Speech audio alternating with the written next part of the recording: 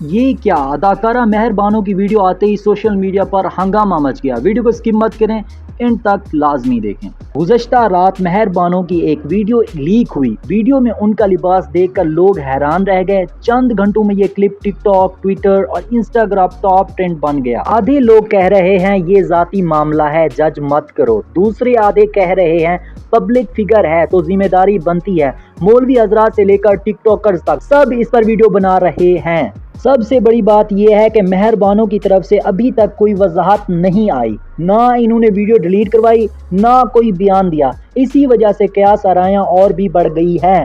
اب سوال آپ سے ہے، کیا کسی فنکار کی ذاتی زندگی پر اس طرح بات کرنی چاہیے یا پھر سوشل میڈیا پر ہر چیز کو وائرل کرنا ٹھیک ہے؟